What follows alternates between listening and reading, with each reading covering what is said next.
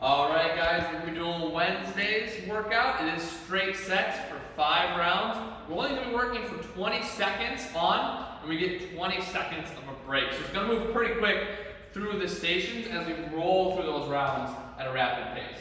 The first exercise up is chin-ups. So we're keeping chin-ups on Wednesdays. Remember, we are going to be doing band assisted for the main version here. Now, most of our clients are going to be using bands. You are going to get some stronger people start coming in. Try to encourage them to try maybe a round without assistance for those that you're noticing that are using, say, just a red band, or they're knocking out a lot of reps with a black band. Okay, so when we get into a band, make sure we pull it down to our foot and straighten that leg out. Since we're doing chin-ups, we're actually putting our palms towards us. Then that other leg, we're taking it and wrapping it around that leg. Didn't realize I was going to be touching the ground here. Then we're going to pull up, pull those shoulder blades back together. And I'm a natural pull here so that I'm not chin chasing up and over that bar. But inside of 20 seconds, we're really not looking for a lot of reps. So this is how we can judge whether or not they've given themselves too much assistance or not enough. It's based on their rep total. 4, maximum 6. If they're not getting 4 reps in, they need more help. If they're getting more than 6 reps in inside 20 seconds, they're giving themselves too much help. So really try to get them stronger by figuring out how many reps they're doing inside of 20 seconds, and then how much that'll tell you how much assistance they need. The other version we can do is called TRX chin. For TRXs, inside of 20 seconds, it's not a lot of time. So I want them just to be able to touch the floor with their hips. We're going to think about chin-ups. So it's again, palms towards me, elbows out in front.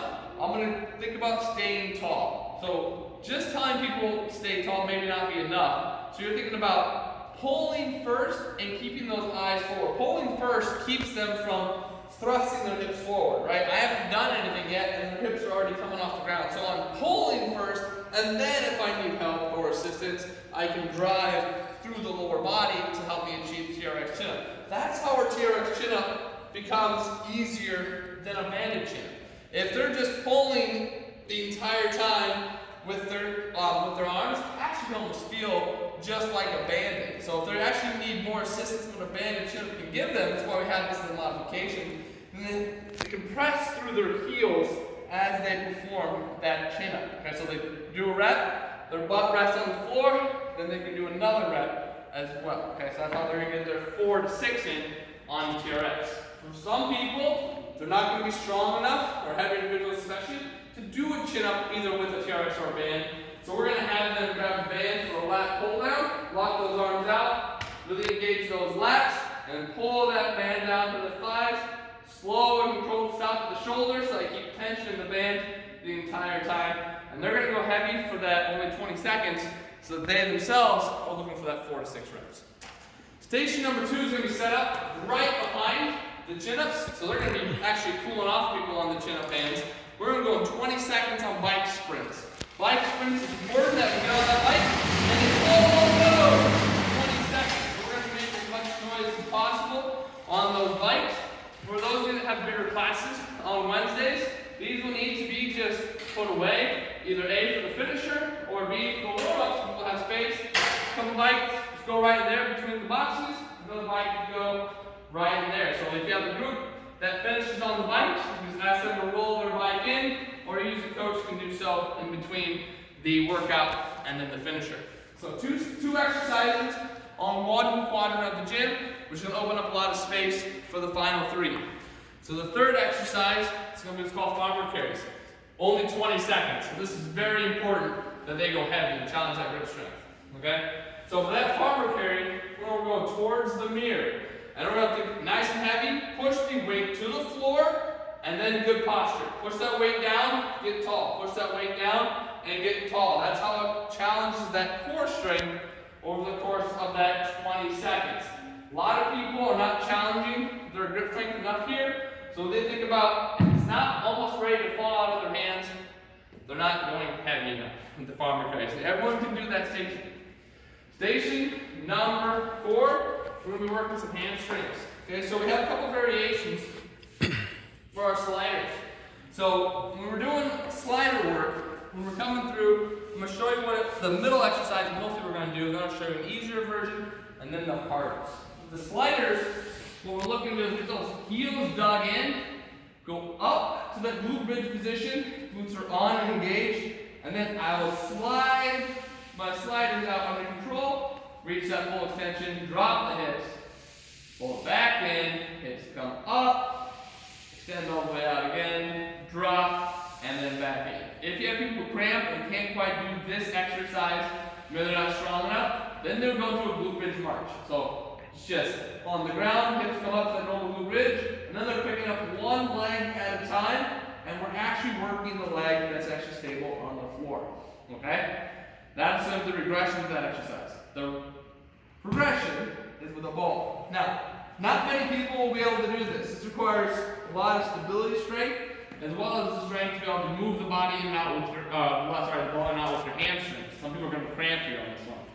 So, I start with 90 in the knee, start with 90 in the hips, hands by the side. So this is important. People don't think they're going to put their arms across their chest. No, they're going to be able to. The ball's going to roll on them, and they're going to fall off of it. So, hips up. Okay, I've bridged out. The curl is bringing that ball in and then back out. For 20 seconds, if I'm going to be trying the stability ball, I'm going to be strong enough to be able to hold that bridge the entire time as opposed to down, up, in, down, out, and up. Okay, so I'm holding that bridge for that 20 seconds, and then I get to rest. Okay, it's only 20 seconds, so that's why I'm going to force them to hold that bridge the entire time. Remember, if you're seeing someone wobble on that ball, it's because they don't have their arms by their side. And then the final station, we're going to be doing some offset push-ups. An offset push-ups is variations of the push-up pattern. Kind of just makes the push-up pattern a little more fun. Plus, we're going to challenge one side versus the other. I do want people starting on their non-dominant side for this exercise since we're doing 5 rounds, remember. So for offset push-ups, everyone that can do an offset push-ups, because we're not doing bars, we have chin-ups going on, they're allowed to go on knees. We also can't do offset push-ups on the bar, right? So what we're going to be doing is placing one hand up on a weight plate, other hand is going to be on the turf. Those who are stronger, get nice and tall and long. Then we're just coming down, pressing hard through the hand that's on the weight plate. You're going to just notice that when they do that push-up, the pec just kind of feels like it's a little bit greater burn. They'll have a 20-second rest. They're going to switch to the other side. This muscle group is going to burn out over the course of 20 seconds. So you can have them go on their knees for the offset push-ups, right? But you notice in the offset push-up, nothing really changes. They still want to make sure that body stays nice and straight, and we're not nose-diving. If anyone still can't do a knee push-up in the offset position, we're going to use a TRX. A TRX is a lot like a bar push-up, only it requires a little bit more stability as the TRXs will move on you where a bar will not. So you can adjust your angle based on where you place your feet, and then from there, you just lower yourself down inside the TRX, then press it up, bring it together like a pinching pattern, help activate those chest muscles. The only thing they might complain about while they're doing the TRX is the straps kind of moving against their arms here. But if they're weak enough that they have to be doing that, that's the only modification we truly have for them. Now guys, we're talking about Wednesday's finisher. So it's a wave finisher. It goes reps of 5, 10, 5, 10 over the course of 5 minutes. So it is an AMRAP. We're going to try to see how many rounds the clients can get in over the course of just 5 minutes. So we're going to start off with burpees. So we're going to think about 5 burpees as quick as we can go. So we're trying to encourage the hardest progression here they can do. So we got full, all the way down to that push-up. Then there's plank, hands on the shoulders, knocking those out for 5. Or if we're going to do incline, again, let's use the medicine balls. Hands underneath the shoulders, in, out, stand up. Make sure we're getting that good extension at the top. Quick 5. Then everyone will have a band for this one.